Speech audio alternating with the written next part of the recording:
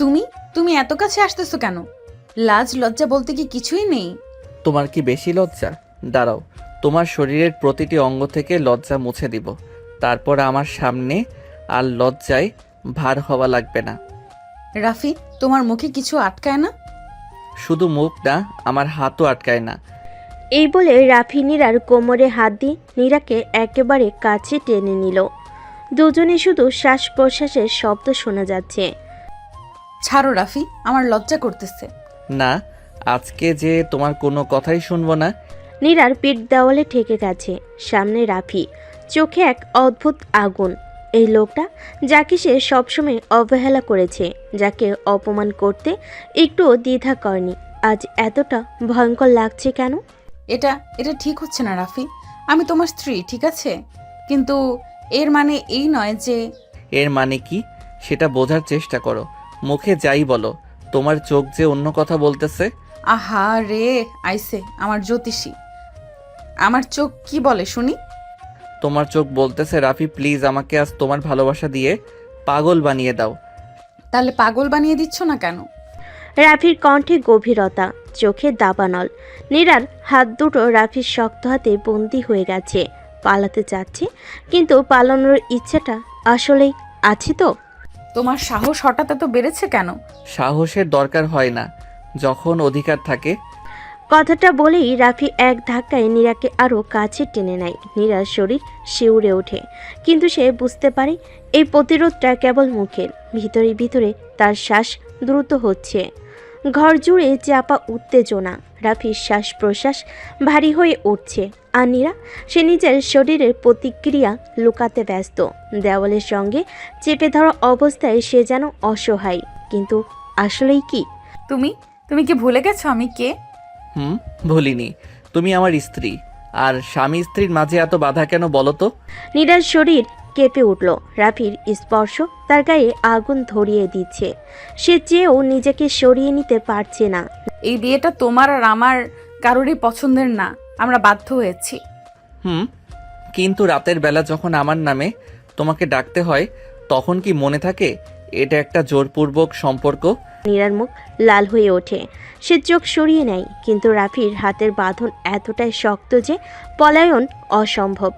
তুমি তুমি আমার সঙ্গে জোর করতে পারবে না।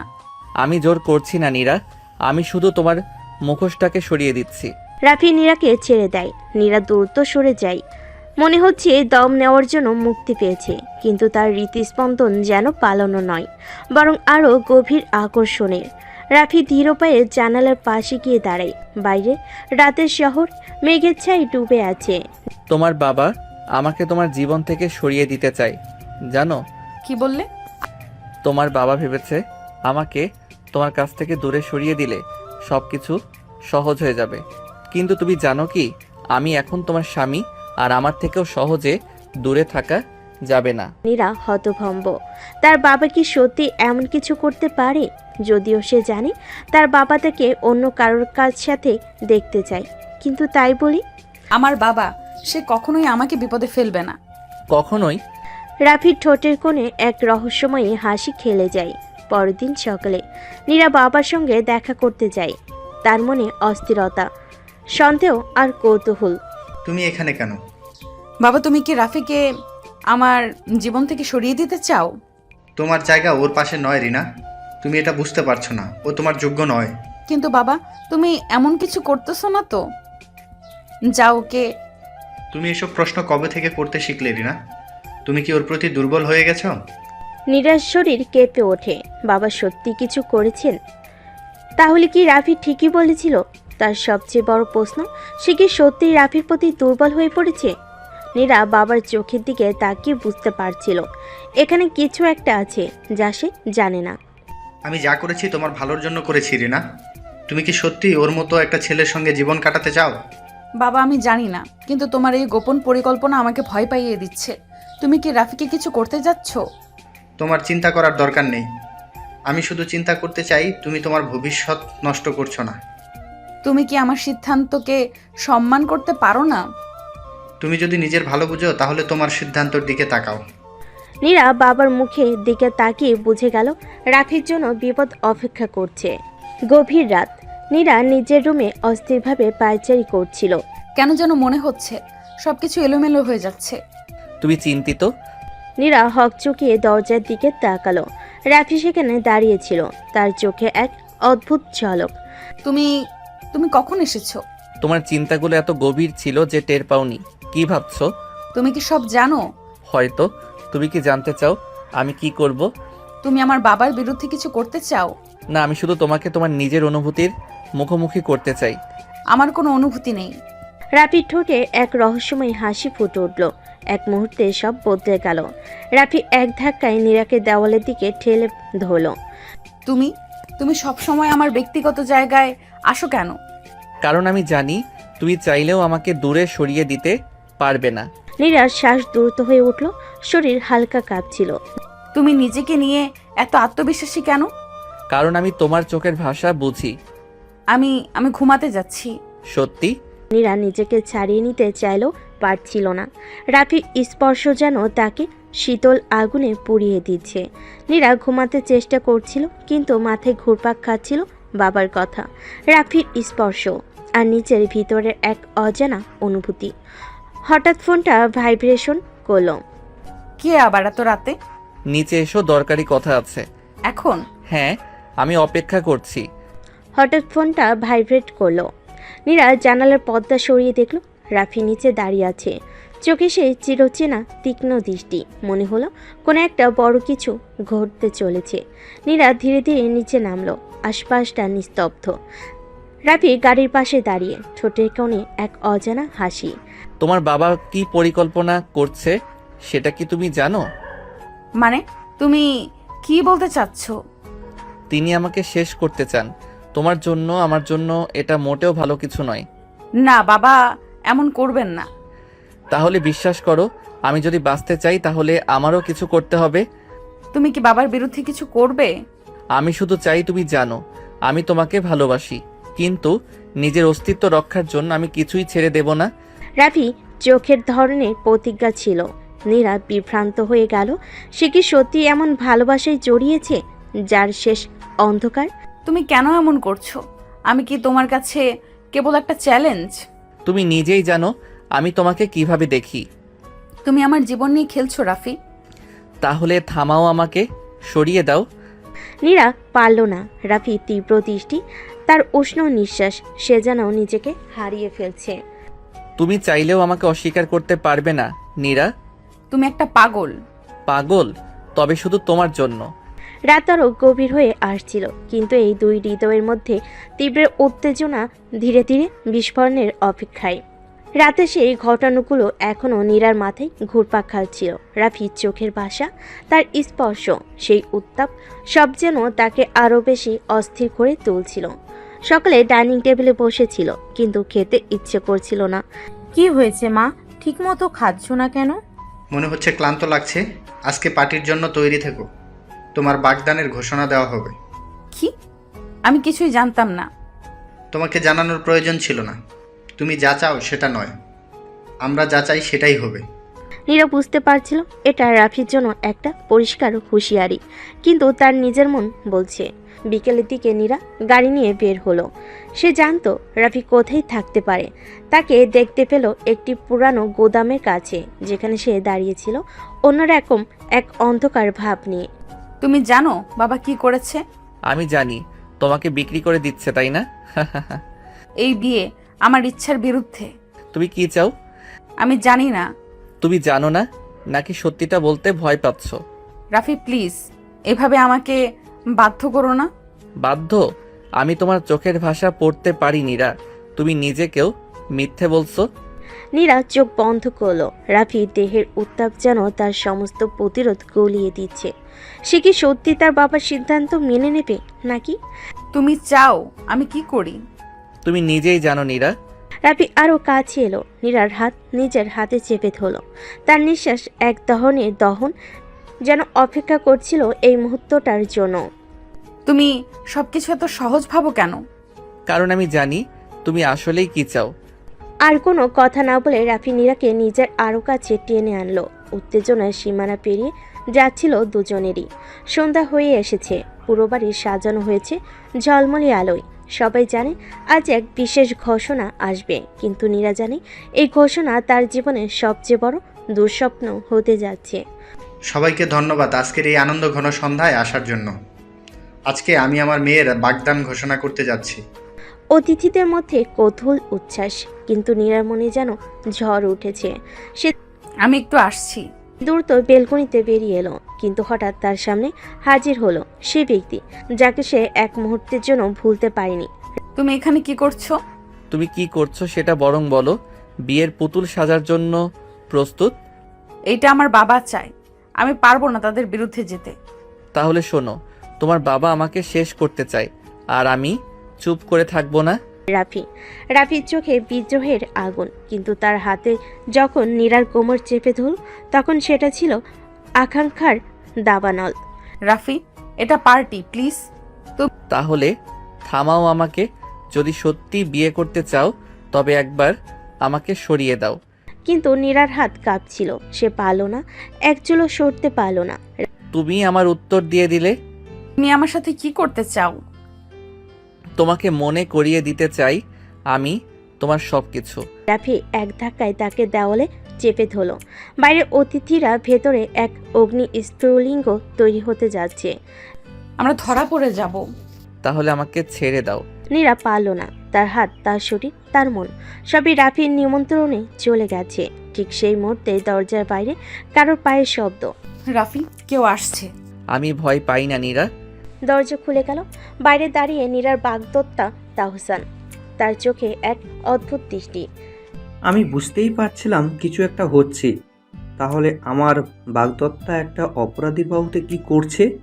সে যদি আমার বাহুতে থাকে তাহলে বুঝতে হবে সে নিজেই চেয়েছে। চারপাশের বাতাস থমকে গেল। এবার যুদ্ধ শুরু হবে। নীরার বাগদত্তা তাহসানের সামনে রাফি বুক চিতিয়ে দাঁড়িয়েছিল, যেন চ্যালেঞ্জ ছুড়ে দিচ্ছে। নীরার হাত তখনও রাফির বাহু স্পর্শ অনুভব করছিল, কিন্তু তার মন ছিল আতঙ্কে ভরা। তুমি খুব সাহসী রাফি। জানো তো আমার সঙ্গে প্রতিযোগিতা করাটা তোমার জন্য কতটা বিপজ্জনক? আমি প্রতিযোগিতা করি না, যা আমার তা নিজেই নিয়ে নেই। তাহসান, এটা তেমন কিছু নয়। তোমাকে জোর করা হয়েছে নাকি তুমি নিজেই চাইছিলে? নীরা কোনো উত্তর দিতে পারল না। তার চোখে দ্বিধা দেখে তাহসান হেসে উঠল। বুঝতে পেরেছি। আমি এমন একটা মেয়ে চাই না যে নিজের ইচ্ছেই অন্য পুরুষের বাহুতে যায়। তাহলে ভালোই হলো, তোমার জন্য সময় নষ্ট করতে হবে না। তাহসান এবার রাগে থরথর করে কাঁপছিল। সে একটা ঘুষি মারতে যাচ্ছিল, কিন্তু রাফি তার হাত চেপে ধরে শক্ত করে মুছড়ে দিল। তুমি এটা করে ভুল করেছো রাফি। আমি যা করি সব হিসেব করেই করি। নীরা দেখলো আশেপাশের অনেকেই এদিকে তাকিয়ে আছে। সে জানতো এই মুহূর্তে কিছু একটা না করলে পরিস্থিতি হাতের বাইরে চলে যাবে। তাহসান, এটা ভুল বোঝাবুঝি। চলো, এখানে দাঁড়িয়ে থেকে লাভ নেই। তুমি কি সত্যি চাও আমি এখান থেকে চলে যাই? এটা আমাদের জন্য ভালো হবে। রাফি নিজের চোখের গভীরতা বুঝতে চেষ্টা করলো, তারপর সে আস্তে আস্তে পিছু হটল, কিন্তু যার আগে তাহসানের দিকে তাকিয়ে পড়ল। তোমার মতো কাপুরুষের হাতে নীরা কখনো সুখী হবে না।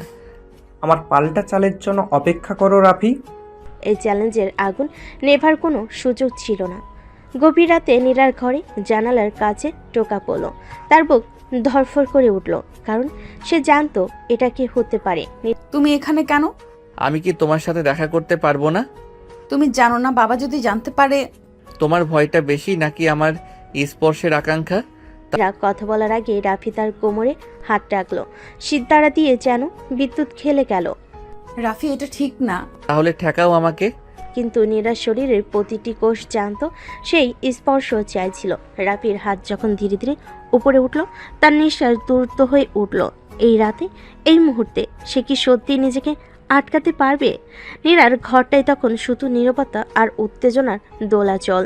রাফির আঙ্গুলের স্পর্শে যেন আগুন জ্বালিয়ে দিচ্ছে তার শরীরে, কিন্তু সে জানে এবার হারিয়ে গেলে আর ফেরা সম্ভব না। রাফি, এটা ঠিক না। আমি ঠিক ভুল বুঝি না নীরা, আমি শুধু তোমাকে চাই। তুমি কি আমাকে চাও না?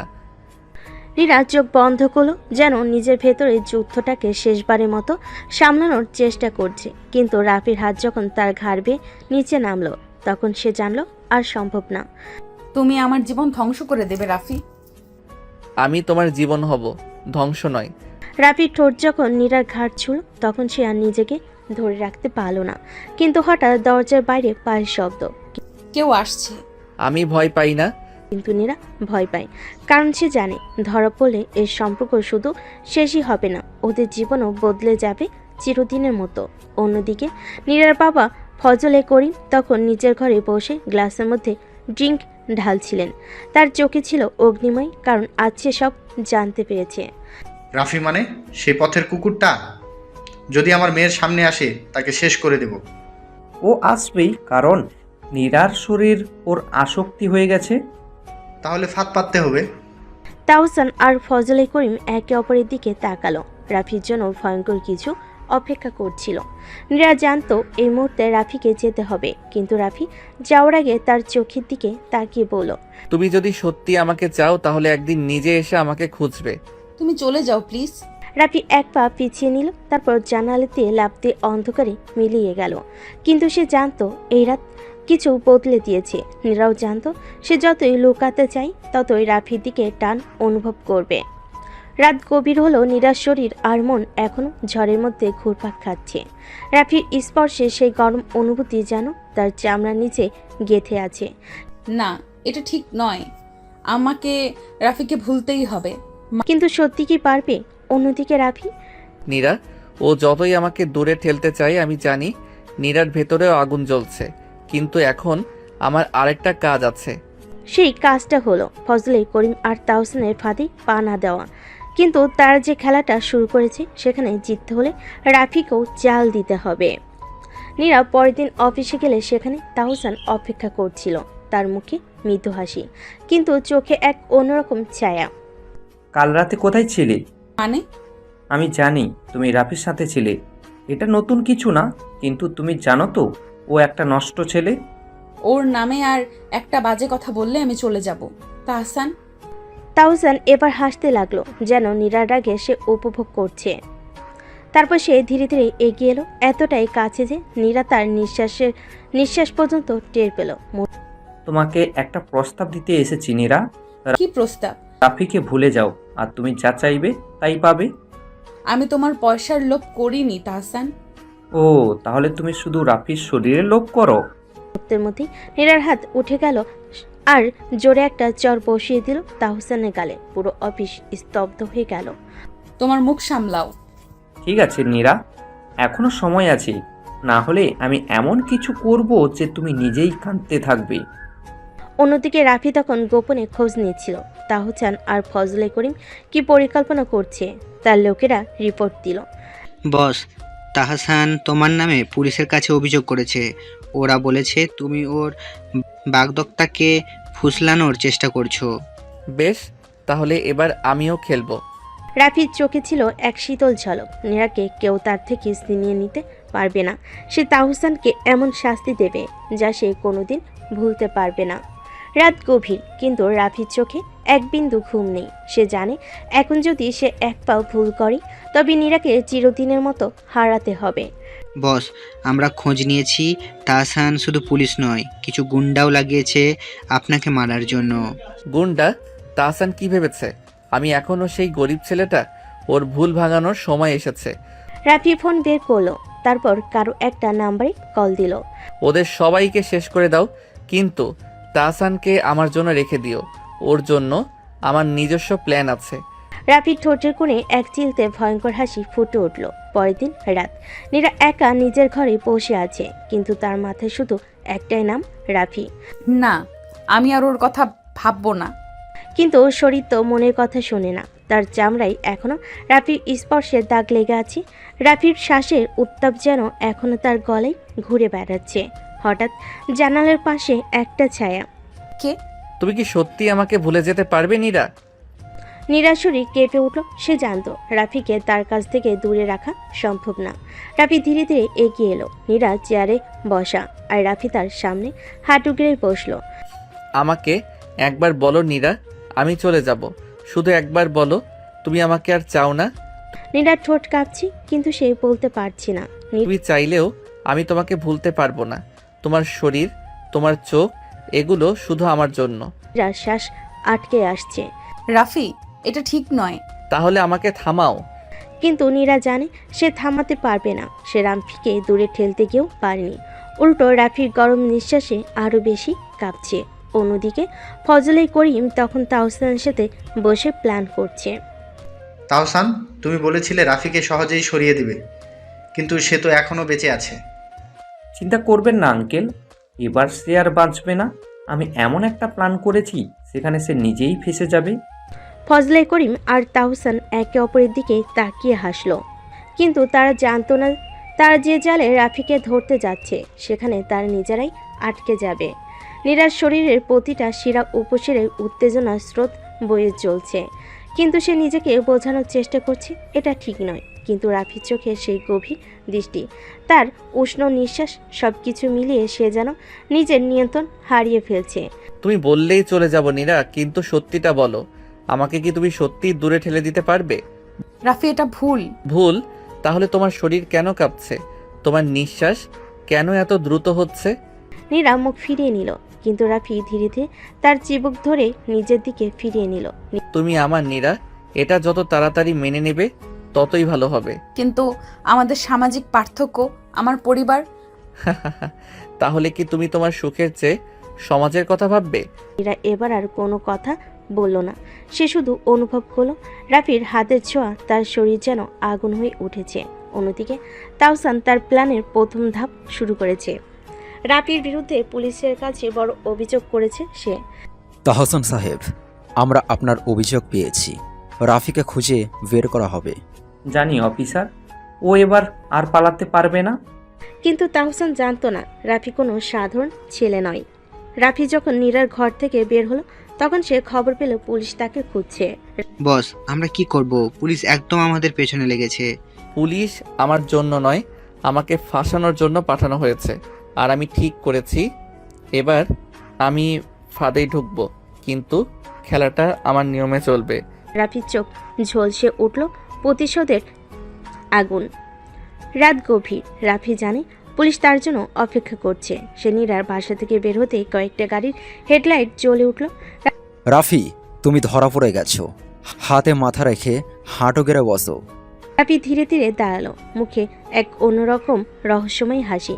তাহসান বড্ড তাড়াহুড়ো করেছে। তোমার খেলা শেষ। ঠিক তখনই দূরে একটা বিশাল বিস্ফোরণ। পুলিশের গাড়িগুলো এক মুহূর্তের জন্য কেঁপে উঠল। এই সুযোগে রাফি দৌড়ত পাশের গলির অন্ধকারে মিশে গেল। ও পালালো কিভাবে? আমি তোমাদের টাকা দিলাম কেন তাহলে? স্যার, এটা একটা সেটআপ ছিল। রাফি আমাদের থেকেও এক ধাপ এগিয়ে। তাহসানের চোল শক্ত হয়ে গেল। সে জানে এবার রাফি শুধু প্রতিশোধ নেবে না, ওর ধ্বংস নিশ্চিত করবে।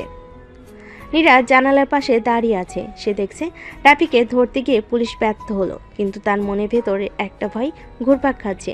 রাফি কি সত্যি বিপদে? আমি জানি না সুমাইয়া, কিন্তু ওর জন্য আমার হৃদয়টা কেমন যেন কাঁপে। নীরা, তুমি কি সত্যি রাফিকে ভালোবেসে ফেলেছো? আমি জানি না সুমাইয়া, কিন্তু ওর জন্য আমার হৃদয়টা কেমন যেন কাঁপে। তাহলে সাবধান থাকো, কারণ রাফির সাথে থাকলে ঝড় আসবে। নীরা জানে ঝড় আসবে, কিন্তু সে কি তাতে ভেসে যাবে নাকি রাফির হাত ধরে বাঁচবে?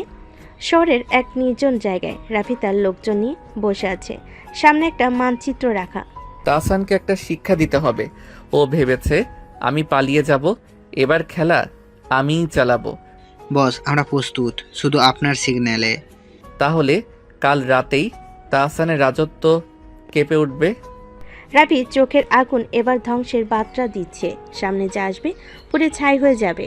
রাত গভীর। শহরের ব্যস্ত রাস্তাগুলো তখন শান্ত, কিন্তু তাহসানের অফিসের চারপাশে একটা ভিন্ন উত্তেজনা। তার দেহ রক্ষীরা সবসময় তৎপর, কারণ রাফির পাল্টা আঘাত যে কোনো সময় আসতে পারে। আমি এত টাকা খরচ করলাম, এত প্ল্যান করলাম, তবুও রাফিকে ধরতে পারলাম না। স্যার, রাফি খুব চালাক। সে আমাদের প্রত্যেকটা চাল আগে থেকেই ধরে ফেলেছে। তাহলে এবার তার হৃদয়ের জায়গায় আঘাত হানতে হবে। তাহসান টেবিলে রাখা একটা ছবি তুলল। ছবিতে নীরা। নীরা নিজের ঘরে বসে রাফির কথা ভাবছিল। সে জানে রাফির জীবন তার কারণে আরো বিপদে পড়েছে। হঠাৎ ফোনটা বেজে উঠল। অপরিচিত number. Hello, good evening Ira, আমি তাহসান বলছি। আপনি আমাকে কেন ফোন করেছেন? কারণ তুমি আমার কাজের জন্য প্রয়োজনীয়। তুমি যদি চাও রাফি বেঁচে থাকে, তাহলে কাল রাত 8টায় আমার রেস্টুরেন্টে চলে আসবে একা। নীরার বুকের ধুকপুকানি বেড়ে গেল। সে জানে এটা একটা ফাঁদ, কিন্তু সে রাফিকে বাঁচাতে যাবে। অন্যদিকে রাফি তার প্ল্যানের শেষ প্রস্তুতি নিচ্ছে। তাহসানের অবৈধ ব্যবসার মূল হেডকোয়ার্টার আজ রাতেই ধ্বংস হবে। বস, আমরা তৈরি, কিন্তু শুনলাম তাহসান নাকি নীরার পেছনে লেগেছে। তাহলে আমার প্রথম টার্গেট হবে তাহসান নয়, নীরাকে বাঁচানো। রাফি এবার আরও ভয়ঙ্কর হয়ে উঠল। তাহসান ভেবেছিল সে রাফি দুর্বল জায়গায় আঘাত করেছে, কিন্তু সে জানে না রাফি যখন ভালোবাসে তখন সে ধ্বংস করতে ভয় পায় না। নীরা জানে তাহসানের ডাকে যাওয়া মানে নিজের জীবন ঝুঁকিতে ফেলা, কিন্তু সে যদি না যায় তাহলে রাফি আরও বিপদে পড়বে। এই দ্বিধা নিয়ে সে রাত 8টার দিকে রেস্টুরেন্টের দিকে রওনা দিল। বাহ নীরা, তুমি সময় মতো এসেছো। সত্যি বলতে আমি ভাবিনি তুমি এত সহজে ধরা দেবে। আমি এখানে এসেছি শুধু রাফিকে নিয়ে কথা বলতে। ও, তুমি এখনো বুঝতে পারোনি তাই না? রাফিকে আমি 1 সেকেন্ডেও শেষ করতে পারি, কিন্তু আমার আসল ইচ্ছে সেটা নয়। তাহলে তোমার আসল ইচ্ছে কি? তুমি নীরার শরীর ঘিন ঘিন করে উঠল। তাহসানের চোখে একটা হিংস্র লালসা। সে দ্রুত একপাশে সরতে চাইল, কিন্তু তখনই দুজন দেহরক্ষী তাকে চেপে ধরল। তুমি একটা জানোয়ার, আমাকে ছেড়ে দাও। চিৎকার করে লাভ নেই ডার্লিং, এখানে কেউ তোমাকে সাহায্য করতে আসবে না। রাফির লোকজন খবর এনেছে নীরা বিপদে। সে সময় নষ্ট না করে সঙ্গে সঙ্গে রওনা দিল। বস, আমাদের হাতে খুব কম সময়। তাহসান ওকে কোনো ক্ষতি করে ফেলবে না তো? আমি থাকতে কেউ নীরাকে ছুতে পারবে না। রাফির বাইক দ্রুত গতিতে ছুটে চলো অন্ধকার রাস্তা ভেদ করে।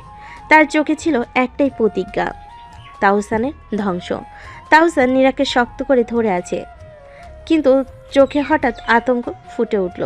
স্যার, একটা সমস্যা হয়েছে। রাফি এখানে চলে এসেছে। কি? অসম্ভব।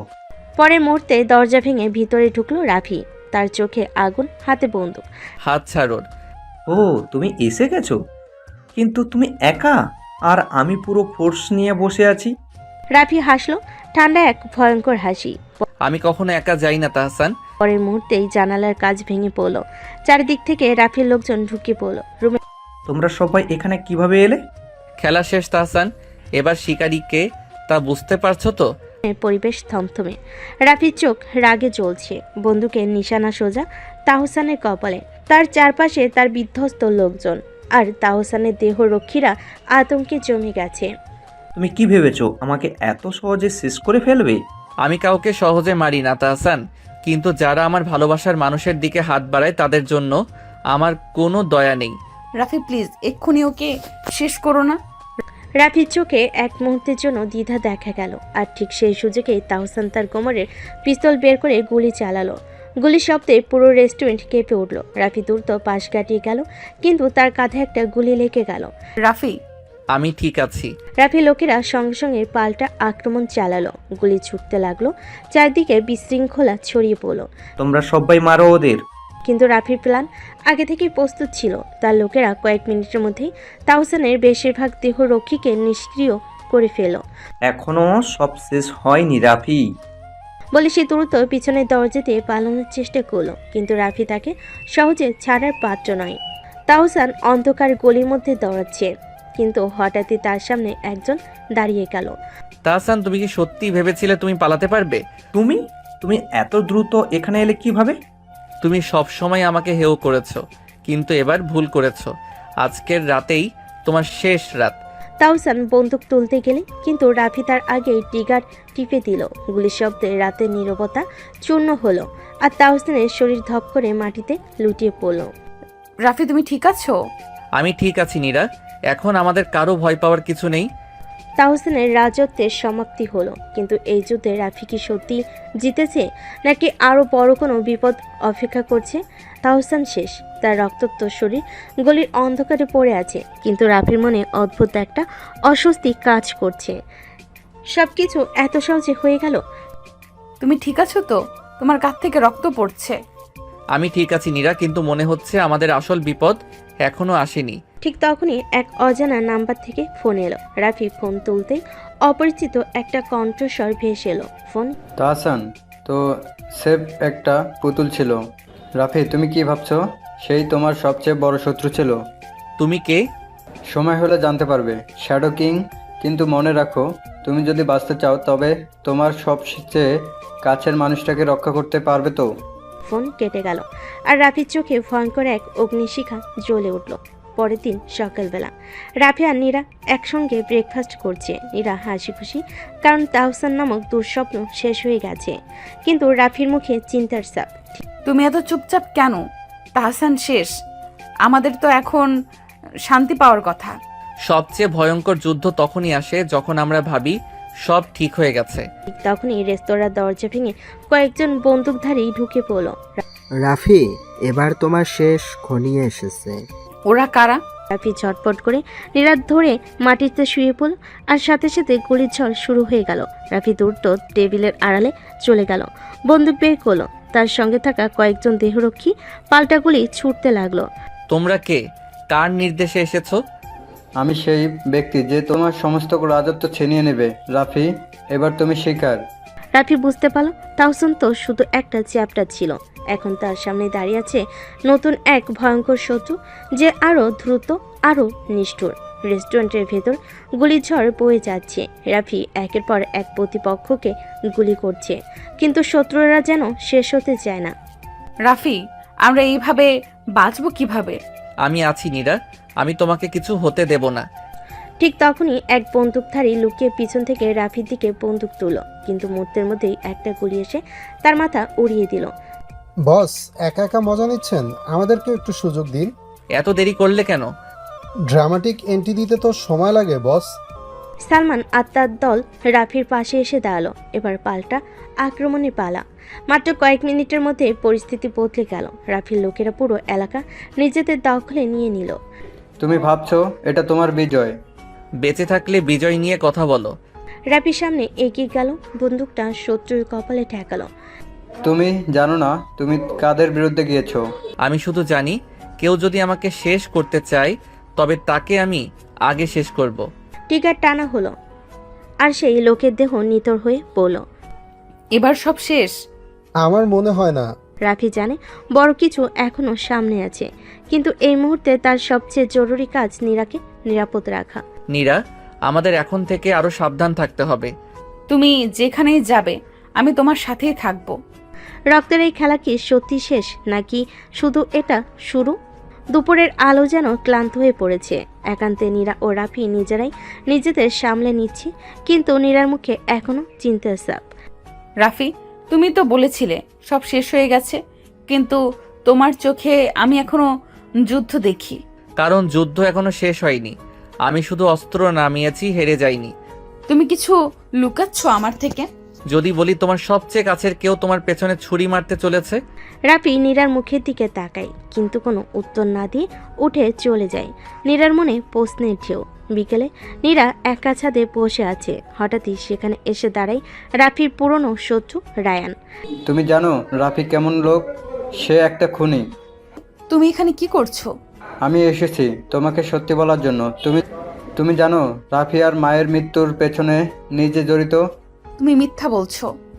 সে শুধু প্রতিশোধের জন্য তোমাকে ব্যবহার করেছে। একদিন তুমি নিজেই বুঝবে। রায়ান চলে যায়, নীরার মুখে অস্পষ্ট দ্বিধা আর ভয়। রাতের বেলায় রাফি তার গোপন বেসমেন্টে বসে আছে। সামনে একটা ল্যাপটপ, ভিডিও চলছে যেখানে দেখা যাচ্ছে নীরার ফোনে কে মেসেজ পাঠাচ্ছে বারবার। তুই রায়ান, তোকে আমি শেষ করব। তুই আমার নারীতে বিষ ঢালতে চাস? বস, আপনার অনুমতি পেলে আমরা ওর ঠিকানা খুঁজে পেয়েছি। এই রাতেই শেষ করতে হবে। ও যেন বুঝে ছায়ার রাজাকে স্পর্শ করার মূল্য কি। রাফি আর সালমান গাড়ি নিয়ে বেরিয়ে পড়ে রাতের আধারে, যেখানে এক অন্ধকারে ফাঁদ পেতে বসে আছে রায়ান। রাতের আধারে শহরের বাইরে এক পুরনো গুদাম ঘর। ভেতরের টেবিলে বসে আছে রায়ান, সিগারেটের ধোঁয়ার মাঝে তার চোখে চরম আত্মবিশ্বাস। রাফি আসবেই, আর আজকে ওর লাশটা এখানেই পড়বে। সব লোক মোতায়েন করে দিয়েছি বস। একটা চড়াও হলে গুলি চলতে আর 1 সেকেন্ডও লাগবে না। রাফির সময় ফুরিয়েছে, এবার নীরাও আমার হবে। ঠিক তখনই বাইরে বড় বড় করে কয়েকটা এসইউভি এসে দাঁড়ায়। রাফি নামলো, চোখে ভয়ঙ্কর শীতলতা। রায়ান, তুই আমার নারীতে হাত দিতে চাস, আজ তোকে গুলি নয়, ছায়ার মতো অদৃশ্য মৃত্যু উপহার দিব। তুই এত ঘাবড়ে গিয়েছিস যে নিজেই মৃত্যুর মুখে এসেছিস রাফি। রায়ান হাত তুলে ইশারা করে। মুহূর্তে গুদামের চারপাশে ছুটে আসে মুখোশধারী বন্দুকধারীরা। বস, আপনার পাশেই আছি। আমার রক্তে আগুন জ্বলছে সালমান। এক একটা গুলিতে ছিটকে পড়ে রায়ানের লোকজন। রাফি নিখুঁতভাবে একের পর এক টার্গেট নিচ্ছে, আর সালমানের গুলির পাশ কাটিয়ে ঢুকে পড়ছে শত্রুদের বুকে। তুই একটা শয়তান। শয়তানকেও ভয় পাই, কিন্তু প্রেমিক হয়ে গেলে আমি নিজেই মৃত্যু হয়ে যাই। রাফি এগিয়ে গিয়ে রায়ানের মাথায় পিস্তল ঠিকিয়ে নীরা জানবে তো তুই ওর জন্য কি করেছিস। তাই তো মরছিস, কারণ সে জানে আমি ওর জন্য মরতেও পারি। টানা হয়। রায়ানের শরীর নিথর হয়ে পড়ে। ভোরের আলোয় নীরা বারান্দায় দাঁড়িয়ে, চোখ লাল হয়ে গেছে, কিন্তু হৃদয়ে এক অজানা অশান্তি। রায়ান মরেছে, কিন্তু সে বলেছিল রাফি আমাকে ব্যবহার করছে। যদি সত্যি হয়? তুই জানিস ওকে দেখে আমার ভয় করে। প্রেম করে যেন, কিন্তু প্রতিশোধের আগুনও জ্বলছে ওর ভেতর। আমি জানি, আমি ভয় পাই, কিন্তু আমি ভালোবাসি, তাকে হারাতে পারবো না। কিন্তু প্রেম যখন ছায়ায় ঢাকে, তখন সত্য আর মিথ্যার মাঝখানে তৈরি হয় রক্তের নদী। সকালবেলা নীরা নিজের রুমে আয়নার সামনে বসে চুল আঁচড়াচ্ছে। তখনই দরজার নিচ দিয়ে একটা বাদামি খাম ঢুকিয়ে যায় কেউ। এটা আবার কি? কোনো কুরিয়ার তো পাইনি। নীরা খাম খুলতেই এক পাতায় চিঠি, রাফির হাতে লেখা। নীরা, তুমি জানো না আমি কতটা নোংরা একটা জগৎ থেকে এসেছি। আমার চারপাশে রক্ত, বিশ্বাসঘাতকতা আর ধোঁকাবাজি। তোমার জায়গা সেখানে নেই। তোমার জন্য সব ছেড়ে আসতে চাই, কিন্তু ভয় হয় তুমি একদিন জানতে পারো আমি কে, কি করেছি। তুমি যদি কখনো চলে যেতে চাও আমি কিছু বলবো না, কিন্তু জেনে রাখো আমি শুধু তোমাকেই ভালোবেসেছি, একেবারে শেষ নিঃশ্বাস পর্যন্ত। রাফি, তুমি সত্যি এতটা ভাঙা? তুমি তো আমাকে একটিবারও বলনি কিছু। গভীর রাত, ছাদে একা বসে সিগারেট হাতে রাফি। চোখ তার আকাশের দিকে, মনে হচ্ছে ভেতরে আগুন জ্বলছে। বস, আপনি চিঠি দিয়ে আসলেন? আমি ভেবেছিলাম আপনি মুখোমুখি বলবেন। আমি ভয় পাই সালমান, ওর চোখের সামনে আমি নষ্ট হয়ে যাই। আমি চাই ও নিজে আমাকে বুঝুক, কিংবা আমাকে ছেড়ে দিক। আপনি জানেন নীরা ম্যাডাম যেভাবে আপনাকে ভালোবাসে, তাতে সে কখনো ছেড়ে যাবে না। ভালোবাসা কখনো কখনো মৃত্যুর থেকেও বেশি ভয়ঙ্কর ভাই। নীরা ঘুমাতে পারছে না, বিছানায় শুয়ে শুয়ে বারবার চিঠিটা পড়ছে। হঠাৎই রাফির নাম্বারে কল করে বসে। হ্যালো। তুমি চিঠি দিয়ে কেন পালিয়ে গেলে রাফি? কারণ তুমি অনেক বেশি ভালো নীরা। আমি চাই না তোমার সাদা মনটা আমার মতো কালো জীবনে হারিয়ে যাক। তুমি জানো আমি তোমার পাশে থাকলেই নিজেকে নিরাপদ মনে করি। তুমি যতই অন্ধকার হও, আমার ভালোবাসা তোমার আলো হতে চায়। তাহলে তুমি আজ আমার কাছে আসবে? আমি তো সবসময় তোমার, শুধু শরীর নয়, মন, আত্মা সবটুকু। নীরার কণ্ঠে কাঁপুনি ছিল, কিন্তু চোখে ছিল এক অসীম সাহস। প্রেম যখন ভয় পায়, তখন সে সত্যের কাছে মাথা নত করে না, সে লড়াই করে, আঁকড়ে ধরে। সন্ধ্যার দিকে ধোঁয়ায় ঢাকা রাফি পূর্ণ ঘর। গেট খুলে সাদা শাড়ি পরে হেঁটে আসে নীরা, চোখে শান্তি, ঠোঁটে দৃঢ়তা। তুমি এভাবে এলে কেন? তুমি ভেবেছিলে আমি শুধু তোমার আলোতে থাকবো? না রাফি, আমি তোমার অন্ধকারও ভালোবাসি। তুমি জানো না আমি কার কার রক্তে হাত রাঙিয়েছি। আমি শয়তানদের দুনিয়ায় শয়তান হয়ে উঠেছিলাম। তাই তো আমি এসেছি শয়তানকে মানুষ করতে, কুকুরকে প্রেম দিতে নয়। নীরা ধীরে ধীরে রাফির বুকের দিকে এগিয়ে যায়, মাথাটা ঠেকিয়ে দেয় তার বুকের মধ্যে। রাফি থমকে দাঁড়িয়ে থাকে, অসহায় অথচ প্রশান্ত। রাত গভীর। নীরা আর রাফি একসাথে ছাদে বসে, বাতাসে সিগারেটের আর চায়ের গন্ধ। আমার বাবা একসময় ওদের পেটোয়া বাহিনীর সদস্য ছিলেন।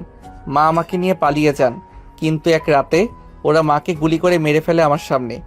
তোমার চোখে এই আগুন আমি এখন বুঝতে পারি। আমি ওদের একজন হয়ে উঠি, শুধু প্রতিশোধ নেব বলে। আজ অবধি 9 জন খুন করেছি। কিন্তু তোমার চোখে এখন যা আছে সেটা খুনির নয়, ভালোবাসার ছায়া। রাফির চোখে জমে ওঠে জল, হয়তো বহুদিন পর সে কান্নার সুযোগ পেল।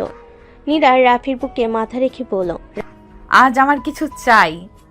তুমি আমাকে আগুনের মতো ছুঁয়ে যাও, যেন আমি তোমার দুঃসহ অতীতেও প্রিয় হয়ে উঠি। তুমি জানো তুমি কি বলছো? তুমি আমার শরীর স্পর্শ করো, আমি চাই আমার ত্বকে তোমার ছায়া জমুক। রাফি ধীরে ধীরে তার গাল ছুঁয়ে বলে, তুমি জানো আমি পশু হয়ে যাই যখন ভালোবাসি। তাহলে আজ আমাকে তোমার সবচেয়ে বন্য ভালোবাসা দাও। চাঁদের আলোয় তাদের ছায়া লেপ্টে যায়, বুকে বুকে ধরা পড়ে আগুনের ঢেউ। সে রাতে শুধুই শব্দ ছিল কামনার, ভালোবাসার আর বিশ্বাসের। সকালবেলা নীরা আর রাফি একসাথে নাস্তা করতে বসেছে। কাছের জানালার বাইরে কয়েকটা পুলিশের ছায়া দেখে চমকে ওঠে রাফি। দরজা খুলতেই রাফি রহমান, আপনার বিরুদ্ধে গোপন সূত্রে অভিযোগ এসেছে। আপনি একটি অবৈধ অস্ত্র সিন্ডিকেট অংশ, আপনাকে থানা যেতে হবে। আমি তো এখন ঘরে বসে প্রেম করছি ভাই, অপরাধ করলে তো প্রেমের সময় পেতাম না। আমার হাজবেন্ড কোথাও যাবে না। কোনো ওয়ারেন্ট আছে আপনার হাতে? ওয়ারেন্ট ঠিক রাতে পৌঁছাবে ম্যাডাম, অপেক্ষা করুন। পুলিশ চলে যায়, কিন্তু ঘরে পড়ে থাকে একরাশ উদ্বেগ। দুপুরবেলা নীরা বেলকুনিতে দাঁড়িয়ে রাফির ফোনে কথা শুনছে। হঠাৎই দরজা কড়া নাড়ে। দরজা খুলে সামনে দাঁড়িয়ে এক সেক্সি পোশাকে অপরিচিত এক মেয়ে, ঠোঁটে রহস্যময় হাসি। আমি তামান্না, রাফির পুরনো বন্ধু। একটু দেখা করতে এসেছিলাম। কি ধরনের বন্ধু? যে রাতে তোমার হাজবেন্ড যখন একা থাকতো, তখন আমি ছিলাম ওর কম্বল। তুমি যা খুশি হও, কিন্তু এখন ওর জায়গা শুধু আমার পাশে। তুমি জানো তো রাফির গোপন সিন্ধুক আছে। সেখানে এমন কিছু আছে যেটা তোমার পৃথিবী উল্টে দিবে। তামান্নার চোখে ছিল ভয়াবহ কিছু জানার দম্ভ, আর নীরার ভেতরে জন্ম নেই এক সন্দেহের ঝড়। রাত, নীরা চুপচাপ রাফির বুকের উপর শুয়ে আছে, কিন্তু আজ চোখে আর আগের মতো কোমলতা নেই, বরং প্রশ্ন জমে আছে ঠোঁটের কোণে। কি ভাবছো এত? তোমার পুরনো সেই তামান্না বলল তুমি কিছু লুকাচ্ছ। আমি যা লুকিয়ে রাখি তা তোমাকে কষ্ট দেবে, কিন্তু বলি না মানেই বিশ্বাসঘাতকতা নয়। সত্যি? তাহলে আজ আমাকে তোমার লুকোনো সব যন্ত্রণা দিয়ে চেপে ধরো, যেন বুঝি ভালোবাসা মানে কষ্টকেও আলিঙ্গন করা। রাফির চোখে যেন আগুন জ্বলে ওঠে। সে নীরাকে কোলে তুলে বিছানায় নিয়ে যায়। তাহলে ভালোবাসো আমাকে এমনভাবে যেন আর কোনো প্রশ্ন বেঁচে না থাকে। সে রাতে দুটি শরীর শুধু ঘামার আর্তনাদে বাঁধা ছিল না, তার খুঁজছিল একে অপরের সত্যি অন্ধকার ভাঙা অংশগুলো। রাত গভীর, রাফি ঘুমিয়ে। নীরা তার মুখের দিকে তাকিয়ে দীর্ঘশ্বাস ফেলে। ভালোবাসা আর সন্দেহে জর্জরিত এক চাহনি। তামান্নার চোখে যা ছিল সেটা শুধুই ইঙ্গিত নয়, সেখানে ছিল সতর্ক বার্তা। আমি যদি এখন না জানি, তাহলে কাল হয়তো সব শেষ হয়ে যাবে। নীরা ধীরে ধীরে উঠে দাঁড়ায়। টেবিলের নিচ থেকে রাফি সেই ছোট্ট লোহার সিন্দুকটা টেনে তোলে। চাবি পায় না, তবে সে জানে রাফি একটা চাবি সবসময় বালিশের নিচে রাখে।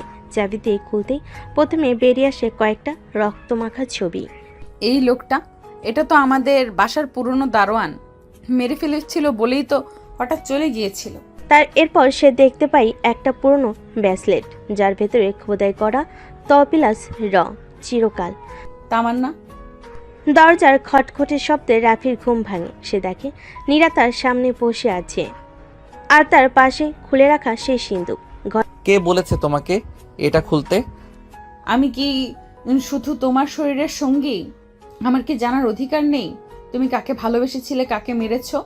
আমি তামান্নাকে ভালোবেসেছিলাম, কিন্তু সে আমাকে বিট্রে করেছিল। শত্রুদের হাতে আমার লোকদের নাম বিক্রি করে দিয়েছিল। আমি ওকে ছেড়ে দেইনি, কিন্তু আজও ভুলতে পারিনি। তাহলে আমি কি তোমার প্রতিশোধ ভুলে থাকার সঙ্গী? তুমি আমার ভালোবাসা, যা আবার বিশ্বাস যোগায়, কিন্তু আমি জানি আমার ভেতরের দানব এখনো ঘুমায়নি। বাতাস ভারী হয়ে ওঠে, চোখে চোখ, দেহে আগুন। যদি আজ তোমার আগুন আমাকে পোড়াতে না পারে, তাহলে আমি কাল হয়তো তোমার ছায়াও সহ্য করব না। তাহলে পোড়াও আমাকে, তোমার ভালোবাসায়, তোমার রাগে, তোমার স্পর্শে। নীরা তার দিকে ঘুরে দাঁড়ায়, ঠোঁট কামড়ে বসিয়ে। তোমার গোপন যতটুকু হোক, আমি চাই আজ আমার ত্বকে সব লিখে দাও। ঠোঁটে কামড় বসিয়ে বলে। সেই রাতে বিছানার চাদরে লেখা ওই দুঃখের কবিতা, কামনার গল্প আর প্রতিজ্ঞার সশরীরই ভাষা। দুপুর, রাফি বাইরে কাজে গেছে। নীরা একা ফ্ল্যাটে। দরজার হঠাৎ বেল বাজে। দরজা খুলতে তামান্না দাড়ি, কালো স্লিপনেস, ঠোঁটে লাল লিপস্টিক আর চোখে আগুন। আশা করি আমার পুরনো প্রেমিক তোমাকে খুব ভালোভাবেই প্যাকেট খুলে দিয়েছে। তুমি যতটা ভাবো না। ও আমাকে শুধু বিছানায় ভালোবাসে, ও আমার ভেতরটাকে চেনে। তোমার ভিতরটা চিনে? তুমি জানো রাফি আমার কতটা গভীরে গিয়েছিল? ও আমাকে একটা ফাঁকা গ্যারেজে নিয়ে প্রথম সেই রাত এখনো গায়ে লেগে আছে। তুমি যা চাও, কিন্তু আজ থেকে রাফি শুধু আমার, আর তুমি ফেলে দেওয়া ছায়া। ভুল করছো মেয়ে। রাফিকে হারাতে হলে তোমাকে হারাতে হবে। আমি শুরু করেছি ঠিক এখনই। সন্ধ্যের দিকে রাফি বাসায় ফিরে আসে। তাকে দেখে নীরা হঠাৎই চুপ হয়ে যায়। তবু রাফি তার গলা ছুঁতে সে যেন এক অজানা ঘরে ঢুকে যায়। তামান্না এসেছিল তাই না? তুমি কিভাবে জানলে? আমি জানি ও তোমাকে টার্গেট করেছে, কিন্তু আজ রাতে আমি তোমার শরীরের প্রতিটি ইঞ্চিতে বিশ্বাস লিখব, যাতে কেউ তোমাকে আর ছুঁতে না পারে। রাফি নীরাকে বাথরুমে নিয়ে যায়। স্নান জলে দুজনের শরীর জড়ায় জলের মতোই। তোমার আঙুলে যদি যন্ত্রণা হয় তাও থেমো না। আমি চাই তুমি আজ আমার মালিকানা দাও। আজ শুধু মালিকানা নয়, তোমার শ্বাস, তোমার চিৎকার সবই আমার হবে। ফ্লোরে দেওয়ালে আয়নার সামনে যেখানে ছিল না কোনো প্রেমের ভাষা, শুধু দেহে লেখা প্রতিরোধ আর স্বর্গীয় পাগলপনা। রাত গভীর। নীরা একা বারান্দায় দাঁড়িয়ে হঠাৎ দেখে পাশে বিল্ডিংয়ের ছাদে কেউ তাকিয়ে আছে ওদের দিকে। কে হতে পারে? ছায়ামূর্তি একটা সিগারেট ধরায়, তারপর হাত নাড়িয়ে কিছু ইশারা করে। নীরার পা শিউরে ওঠে। সেই মুহূর্তে রাফি তাকে পেছন থেকে জড়িয়ে ধরে। ভয় পেয়েছো? কেউ ছাদ থেকে তাকিয়েছিল, ইশারাও করলো। তাহলে যুদ্ধ শুরু হয়ে গেছে নীরা। এখন শুধু প্রেম নয়, এখন লড়তে হবে, জান দিতে হবে। সকাল। রাফি কাজের ছুতোয় বাইরে গেছে। নীরা পাশে একা। তামান্না ঠিক তখনই তার চালটা খেলে। দরজায় আবার বেল। নীরা ভেবেছিল কাজে লোক, তার নির্দ্বিধায় খুলে দেয়, কিন্তু পরক্ষণে নাকের সামনে কাপড় চাপা পড়ে। তামান্না ম্যাডাম বলেছে খেলনা চুরি করতে, খেলার মাঠটা ওর দরকার। নীরার শরীর ঢলে পড়ে। নীরার চোখ খুলে সে নিজেকে আবিষ্কার করে একটা পুরনো গ্যারেজে, হাত পা বাঁধা। সামনে তামান্না বসে আছে, রেশমি শাড়ি পরে, হাতে এক গ্লাস ওয়াইন। আমি শুরু করছি ঠিক এখনই। এখানেই রাফি আমাকে প্রথম ছুঁয়েছিল। আজ তোমাকে আমি ছুব না, শুধু ভাঙবো। রাফি আসবে, ও তোমায় শেষ করে দেবে। আসুক, রাফি দেখবে তোমার কান্না কতটা সুরে বাজে। তামান্না নীরের চুল মুঠো করে টেনে বলে, তোমার চোখে ভয়? ভালো, আজ ভয় আর কামনার মধ্যেকার পার্থক্যটুকু তোমার দেহে লিখে দেবো আমি। রাফি তখন জানতে পারে নীরা নিখোঁজ। তখনই সে শান্ত, কিন্তু যখন সিসিটিভিতে মুখোশধারীতে দেখে, তার চোখের ভাষা বদলে যায়। ওরা আমার নীরাকে ছুঁয়েছে, এখন আমি ওদের পুড়িয়ে দেব, নরক বানিয়ে দেব এই শহর। রাতে একসাথে 4টে গাড়ি ছুটে চলো পুরনো গ্যারেজের দিকে। চারপাশ থেকে ঘিরে ফেলে রাফির দল। নীরা, আমি এসেছি। গ্যারেজে ঢুকে সে দেখে নীরার গায়ে কিছু অংশে আঘাতের দাগ, চোখে জল। তামান্না তখনও দাঁড়িয়ে অস্ত্র হাতে। তোমার মালিকানা নষ্ট করলাম না রাফি, শুধু তোমার অহংকারটা ভাঙলাম। তুমি যা হারিয়েছো সেটা আমি ফিরিয়ে দিচ্ছি না, এখন যা নিতে এসেছি সেটা রক্ত। তখনই গুলি চলে, দুপাশ থেকে শব্দ। তামান্নার গায়ের পাশে গুলি লাগে, সে মাটিতে পড়ে। এখন থেকে কেউ যদি তোমার দিকে তাকায়ও আমি ওর চোখ গলিয়ে দিব। রাত গভীর। রাফি নীরাকে বিছানায় শুয়ে দেয়, তার আঘাতে হাত বুলিয়ে দেয় কোমলভাবে, কিন্তু নীরার চোখে এক অন্যরকম প্রশ্নের ছায়া। তুমি কিভাবে জানলে আমি কোথায় ছিলাম? তোমার ফোনে ট্র্যাকিং সফটওয়্যার ছিল, আমি তোমায় হারাতে পারি না। তুমি কেমন করে এত লোক মেরে ফেললে? তুমি তো একদিন স্বাভাবিক ছেলে ছিলে, এত রক্ত কিভাবে তোমার হাতে এলো? তুমি আমার শরীর ভালোবাসো নীরা, কিন্তু যদি আমার অতীত জানো তাহলে হয়তো আমায় ছুঁতেও ভয় পাবে। পরের দিন নীরা রাফির ফ্ল্যাটে এক গোপন ঘরে দরজা খোলে। ভিতরে শুধু অন্ধকার নয়, দেওয়াল জুড়ে ছবি, অস্ত্র, মৃত লোকজনের রেকর্ড। এইসব কি তোমার শিকারের তালিকা? তারা কেউ সাধু ছিল না, তারা আমার মাকে মারছিল, আমার বাবার রক্ত শুকিয়ে দিয়েছিল। আমি তাদের বিচার করেছি নীরা, আমার মতো করে। তুমি কি খুনি? আমি প্রেমিক যদি তুমি আমার বিচার করো, আমি দানব যদি তুমি আমায় ত্যাগ করো। নীরা চুপচাপ দাঁড়িয়ে। রাফি ধীরে ধীরে তার শরীর ছুঁয়ে বলে, আমার ছায়া ভয়ঙ্কর, কিন্তু আমার ছোঁয়া শুধু তোমার জন্য। তুমি যদি চাও আমি আমার অস্ত্র ভেঙে ফেলবো, শুধু আমাকে ছুঁয়ে বলো তুমি এখনো আমায় চাও। তোমার ছোঁয়ায় আমি সব ভুলে যাই, আমার শরীর হয় আগুনের গন্ধে ভরা। রাফি, আমি তোমার দানবতাকেও ভালোবাসি। রাফি ঠোঁট নীরার ঘাড়ে ছুঁয়ে গেল, শরীরের প্রতিটি স্নায়ু যেন বিস্ফোরণ হয়ে যায়। তোমার চোখে যদি রক্ত থাকে থাকুক, কিন্তু আমার এখন শুধু তুমি। আমার বুকের নিচে তোমার নাম দগদগে আগুনের লেখা। তাহলে আসো, আমার দানবতাকে ছুঁয়ে দেখো, কতটা গভীর ভালোবাসা লুকিয়ে রেখেছি তোমার জন্য। সেই রাতে বিছানায় শুধু ভালোবাসা ছিল, ছিল ভয়, পাপ আর অদম্য কামনা সুর। ভোরবেলায় নীরা যখন ঘুম থেকে ওঠে দরজার সামনে একটা ছোট্ট গিফট বক্স দেখে, ভিতরে একটা সাদা শাড়ি আর রক্তমাখা চিঠি। তোমার শরীরে এবার সাদা রংটাই চাই, কারণ রংটা কালো রঙে লাল হবে। রাফি, কেউ আমার পেছনে লেগেছে। চিঠিতে লেখা আছে কাল আমাকে খুন করা হবে। তারা আমার শিকার হয়েছে আগে, এবার তাদের শেষ নিঃশ্বাস আমি নিজের হাতে ছিঁড়ে আনবো। রাফি নীরাকে নিয়ে সেফ হাউসে চলে যায়, কিন্তু ও জানে এই খেলা এবার আরও বড় পরিসরে শুরু হয়েছে। শহরের গ্যাং ও সিন্ডিকেট বসদের এক গোপন বৈঠকে নীরার ছবি তখনও দেখানো হয় প্রজেক্টরে। রাফির তাগড়া প্রেমিক, ওর শরীর ভেঙে দিলে রাফির মনও ভেঙে যাবে। আগে মেয়েটা, পরে রাফি। কাদির একসময় রাফির মাকে অপমান করেছিল এবং সেই ক্ষত ভুলতে পারেনি রাফি। এদিকে নীরা সেফ হাউসে আয়নায় নিজের গায়ে পূর্ণ আঁচড়ের দাগ দেখছে। এই শরীর শুধু রাফির স্পর্শে কেঁপেছে, কিন্তু আজ চারপাশে অজানা ছায়ায় রক্ত ঠান্ডা হয়ে আসছে। তুমি যদি ভাঙো আমিও ভেঙে পড়বো, কিন্তু তুমি যদি আমার পাশে থাকো পুরো শহর আমার পায়ের নিচে কাঁদবে। রাতে নীরা আর রাফি একসাথে এক মোমবাতির আলোয় কেবল শরীর আর নিঃশ্বাসের শব্দ। তোমার বুকে মাথা রাখলেই আমার ভয়গুলো মরে যায়। তোমার গায়ের প্রতিটি দাগ আমার অস্তিত্বের চিহ্ন, কেউ ছুলে সে চিহ্নে আগুন জ্বলবে। কিন্তু হঠাৎই জানালার বাইরে ধাই এক গুলি এসে দেওয়ালে লাগে। নীরা, নিচে যাও। সিনেমা আর কামনের মাঝে হঠাৎ রক্তের গন্ধ। সেই রাতে শুধু চুমু নয়, চোখে চোখে রেখে যুদ্ধ শপথ নেয় ওরা। দুপুরের রোদ। নীরা এক বন্ধুর সাথে ঢাকার গুলশানের এক অভিজাত শপিং মলে ঢোকে। রাফি বাইরে গাড়িতে অপেক্ষা করছে। হঠাৎ তিনজন মুখোশধারী লোক নীরাকে জোর করে এক অন্ধকার রুমে টেনে নিয়ে যায়।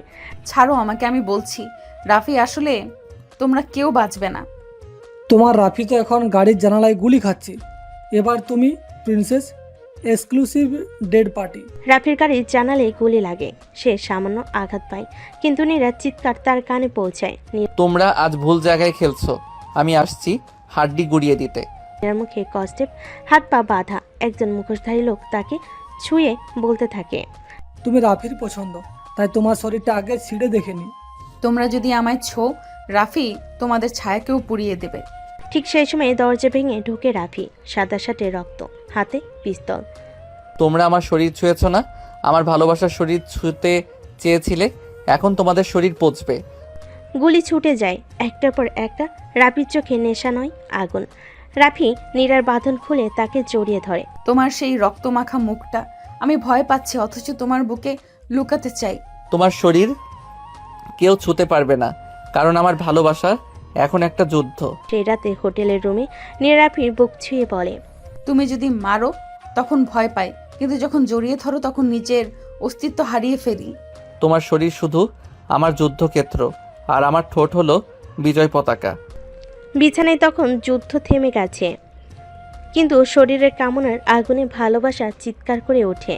গভীর রাতে রাফি ল্যাপটপে একটি ফোল্ডার খুলে ফ্যামিলি ডার্ক সাইড নামের ভিডিও।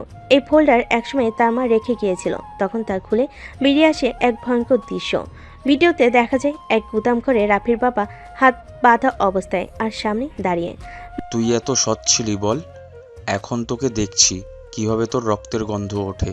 মাহির চৌধুরী, এই নামটা শুনলেই রাফির হাত কাঁপে না, বরং শক্ত হয়ে যায়। আমার বাবা সৎ ছিল, তুমি ছিলে বিষাক্ত, এবার আমি সেই বিষ নিঃশেষ করব। সে রাতে নীরা জানে না কি ঘটেছে। রাফি তার কাঁধে হাত রেখে বলে, তুমি জানো আমি কেন আজকাল এতটা উগ্র হয়ে উঠেছি? আজ তোমাকে জানাতে হবে। তুমি যা বলবে আমি শুনবো, কিন্তু আমার শরীর যেন তোমার রক্তের প্রতিশোধে না ভরে যায়। তোমার শরীর আমার শান্তির জায়গা, কিন্তু এখন ওর প্রতিটি স্পর্শে আমি প্রতিজ্ঞা নিচ্ছি, মাহির চৌধুরীকে আমি টুকরো টুকরো করে ফেলবো।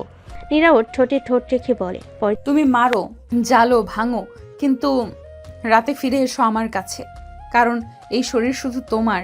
দিন রাফি আর নীরা গিয়েছিল একটি গ্ল্যামার্স পার্টিতে। সেই পার্টির হোস্ট সাফিনা মাহির, মাহির চৌধুরীর একমাত্র মেয়ে রাহি। রাফির ছদ্মনামে সেখানে উপস্থিত, চোখে কালো সানগ্লাস, মুখে হাসি। আপনার নাম রোহান, তাই তো? আপনি আসলেই ইন্টারেস্টিং। ইন্টারেস্টিং লোকদের সাথে ইন্টারেস্টিং খেলা হয় মিস সাবরিনা। নীরা একটু দূরে দাঁড়িয়ে, কিন্তু তার চোখে আগুন, কারণ সে দেখছে তার প্রেমিক অন্য নারীর সঙ্গে হাসছে। এই খেলা তুমি খেলছো রাফি? তাহলে আমি বুঝিয়ে দেব কে কার শরীরে খেলা খেলতে পারে। পার্টি শেষে রাত বাড়ে। নীরা রাফিকে জিজ্ঞেস করে না কিছু, বরং সে নিজের ফাঁদে ফেলার প্ল্যান সাজায়। পরের দিন দুপুরে নীরা নিজেই সাবিনার অফিসে যায়। ও, তুমি তো সেই বাড়িতে এসেছিলে রোহানের সঙ্গে। হ্যাঁ, আমি ওর ক্লোজ বন্ধু। তবে এখন থেকে আমি তোমার বন্ধু হতে চাই। ইন্টারেস্টিং, এত হট আর কনফিডেন্স মেয়ে তুমি। I like bold woman. Nira টেবিলের উপর ঝুঁকে বলে, বোল্ড হতে হলে শরীরের কনফিডেন্স দরকার, আর সেটা আমার আছে, ঠিক যেমন তোমারও আছে। তাহলে একটু গেম খেলি। সাবিনা প্রথমে একটু দ্বিধায় পড়ে, তারপর ফিসফিসে বলে, ডিনার টু নাইট অনলিয়াস লাস্ট সে হু বোল্ড ইউ রেলিয়ার। সে রাতেই অন্যদিকে রাফি ঢুকে পড়ে মাহির বিশাল বাংলায়, চোখে নাইট ভিশন গগলস, রাতে হাতে এক পুরনো ম্যাপ। নিচতলার স্টোর রুমে বাবার কেসের ডকুমেন্টস লুকানো ছিল। এখন ওখানে ঢুকতে হবে, নইলে ইতিহাস পুড়ে যাবে। দরজা খুলতেই এক প্রাচীন ফাইল খুলে যায়। কেস 2009, SH রফিকুল নামের লাল ফাইল। হঠাৎ পিছন থেকে কড়া আওয়াজ। কে ওখানে? তোর শেষ দেখা। কাটকে বেঁধে রাফি ব্যাগে ফাইল ঢুকিয়ে বেরিয়ে আসে। সেই রাতে ডিনারে নীরা লাল ডিপনেক গাউন পরে আসে। সাবিনার চোখে পড়ে আগুন। তুমি সত্যি অনেক বেশি ডেঞ্জারাস। তুমি ভাবছো আমি তোমার ফ্লার্টিংয়ে ভাঙবো? না, আমি তোমার কাছ থেকে তোমার সব কিছু বের করে আনবো, এমনকি তোমার বাবার গোপন তথ্য। তুমি কি রোহনের প্রেমিকা? আমি তার প্রেমিকা না, আমি তার অস্ত্র, যেটা তোমার শরীর দিয়েও তোমার বাপের খুনের ইতিহাস বের করে আনতে জানে। সাবিনার মুখ সাদা হয়ে যায়, আর নীরার চোখে তখন বিজয়ী হিংস্র আলো। নীরার ঠোঁটে ঠোঁট ছিল না, আর ছিল আগুনের চাপ। ঘরের আলো মিলান, পদ্মার জানালা পর্দা ধীরে ধীরে উঠছে বাতাসে। তোমরা যা জানো সবটা জানো না। আমার বাবার আসল চেহারা কেউই জানে না। বলো, না হলে আমি তোমাকে এমনভাবে এক্সপোজ করব, মিডিয়াতে তুমি মুখ দেখাতে পারবে না। 2009 সাল আমার বাবা একটা ডিল করেছিল এক বিদেশি মাফিয়া গ্রুপের সঙ্গে। সেই ডিল ফাঁস করতে চেয়েছিল তোমার রাফির বাবা, কিন্তু সাবিনা কাপা কাপা গলায় তোমার রাফির বাবাকে একটা শিশুর খুনের ফাঁদে ফেলা হয়। শিশুটিকে আমার বাবা নিজ হাতে পুঁতে ফেলেছিল, ওই রেকর্ড করা ছিল। বলো। রাফি নিজের ঘরে ফাইল খুলে ভিতরে সিডিটা চালায়। সেখানে দেখা যাচ্ছে এক উঁচু পাহাড়ের পেছনে খনন করা গর্তে কাঁদতে থাকা একটা শিশু, যার নাম আরমান। সেই মুহূর্তে রাফির চোখ থেমে যায়, জল গড়িয়ে পড়ে, কিন্তু ঠোঁট আঁকড়ে ধরে। তুই শিশুকে পুঁতে রাখছিস, আমি তোকে জীবন্ত আগুনে পোড়াবো। পরদিন রাতে নীরা ফিরে আসে রাফির কাছে। দুজনের চোখে রাগ, শরীরে জ্বালা, কিন্তু মনের গভীরে শুধু একে অপর। তোমার বাবার কথা শুনে আমার গলা শুকিয়ে গেছে রাফি। তুমি আমার আগুন। নীরা, এখন আমাদের শরীর দিয়ে নয়, শপথ দিয়ে যুদ্ধ করতে হবে। তবে আজ রাতে শুধু প্রতিশোধ নয়, আমি চাই তুমি আমার শরীরে প্রতিজ্ঞা লেখো। রাফি নীরাকে বিছানায় ঠেলে দিয়ে বলে, তোমার শরীর আজ আমার অস্ত্র হবে। আমি এই প্রতিটি চিহ্নে লিখব, নীরা শুধু আমার। মিলনে তীব্র আগুনে মিশে যায় শরীর ও প্রতিজ্ঞা। দুজনেই তৈরি হয় যুদ্ধের জন্য। রাত 3টা, পুরো শহর নিস্তব্ধ, কিন্তু রাফি আর নীরার চোখে ঘুম নেই। সাদা রঙের এক পুরনো SUV ছুটে চলেছে শহরের বাইরে, উত্তরাঞ্চলের এক নির্জন পাহাড়ের দিকে। তুমি জানো, এটা শুধু প্রমাণ খোঁজার মিশন নয়, এটা আমার বাবার আত্মার শান্তি আনার অভিযান। আর আমার জন্য এটা সেই শিশুটির আত্মার সান্ত্বনা, যে পৃথিবীর সবচেয়ে নিষ্ঠুর মানুষের কাছে হেরে গিয়েছিল। গাড়ির হেলমেট কাঁপতে থাকা পাহাড়ি রাস্তায় চলে উঠল, সাথে হৃদয়ের উত্তাপ যেন আরও বেড়ে যাচ্ছে। প্রায় 3 ঘন্টা পর তারা পৌঁছে যায় সে নির্জন জায়গায়, এক পরিত্যক্ত পাহাড়ি গোডাউন, যার পেছনে ঘন জঙ্গল। এই জায়গাটার নিচে, এখানে খোঁড়ো। নীরা ও রাফি মাটি খুঁড়তে থাকে, ঘাম ঝরছে, নিঃশ্বাস ভারী হচ্ছে। হঠাৎ নীরার কুন্দি লাগে কিছুতে। কিছু একটা আছে বক্সের মতো। তারা মাটি সরিয়ে বের করে কাঠের ছোট্ট একটা বাক্স। বাক্সের গায়ে ধাতব লেখায় খোদাই আরমান 2009। এই তো, এই শিশুটার কবর, বাবার জীবনের সবচেয়ে কালো অধ্যায়। আর ওই বক্সটাও হবে মাহির চৌধুরীর শেষ। কিন্তু কবরের বাক্স হাতে নেওয়ার আগেই আশেপাশের ঝোপ থেকে ভেসে আসে কণ্ঠস্বর। তোমাদের অনেক সাহস হয়েছে রে, শেয়ালের গর্তে ঢুকেছ। চারপাশে 5-6 জন মুখ ঢাকা আত্মায়ী, হাতে আগ্নেয়াস্ত্র। রাফি নীরাকে পেছনে টেনে নেয়। তুমি দৌড়াও নীরা, এই বাক্স নিয়ে চলে যাও। তোমাকে ছেড়ে আমি পালাবো না। গুলি ছুটে আসে, নীরা গুলি এড়াতে গড়িয়ে পড়ে। রাফি দুজনকে এক ঝোপে কাবু করে, বাকি চারজন চারিদিকে ঘিরে ফেলে। এইবার তোমাদের শেখাবো বাবা কিভাবে লড়তো। তুমুল লড়াই, ঘুষি, গুলি, রক্ত, ধুলে গড়গড়ি খাওয়া রাফি। শেষে আততায়ীদের কাবু করে নীরার হাত ধরে দৌড়ে দেয় পাহাড়ের নিচের দিকে। তুমি যদি মরে যেতে আমি বাঁচতাম না রাফি। আমার প্রাণ এখন তুমি। আমাদের মিলনের চেয়ে বড় যুদ্ধ আর কিছু নেই। ভোরের আলো ফোটার আগেই রাফি আর নীরা ছুটে আসে ঢাকার এক পুরনো পত্রিকা অফিসে, সাংবাদিক তাসনিম আহমেদের কাছে। তিনি একমাত্র সাহসী নারী যিনি ক্ষমতার বিরুদ্ধে কলম ধরেন। তোমরা জানো এই প্রমাণ যদি সত্যি হয় পুরো দেশের রাজনীতি কেঁপে যাবে। আমার বাবার জীবন গেছে সত্যি চাপা দিতে গিয়ে, এখন সময় তার রক্তকে ন্যায়ের আলোয় ফিরিয়ে আনার। আর আমরা কেউ আর পেছনে ফিরবো না। আজ যা হবে তা হবে, শেষ খেলা। তাসনিম তখনই অফিসের সিসিটিভি চেক করতে বলেন, আর তখনই তারা দেখে বিল্ডিংয়ের নিচে দাঁড়িয়ে আছে মাহির চৌধুরী, বডিগার্ড কামিল এবং আরও কয়েকজন অস্ত্রধারী। তাসনিম ভয় না পেয়ে পেজ ডিজাইনদেরকে ডাকলেন, ভিডিও ফুটেজ সহ খবর তৈরি করলেন এক্সক্লুসিভ হেডলাইন দিয়ে। মাহির চৌধুরী শিশু হত্যা ও প্রমাণ ধামাচাপা দেওয়ার পেছনে নায়ক। এই নিউজ আজ দুপুরে ছাপা হবে না, লাইভে যাবে এখনই। অফিসের ভেতরে তৈরি হয় এক মিনি স্টুডিও। রাফি আর নীরা তখন দরজার বাইরে বন্দুক হাতে পাহারা দিচ্ছে। আজ আমি যা বলছি তার জন্য হয়তো আমি মরতেও পারি, কিন্তু সত্যিটা আর চাপা থাকবে না। ঠিক লাইট চলাকালীন বাইরে শুরু হয়ে যায় গোলাগুলি। কামিলের গুলি ভেদ করে একবার তাসনিমের ঘরের কাজ ভেঙে পড়ে। নীরা, তাসনিমকে রক্ষা করো, আমি সামলাচ্ছি বাইরে।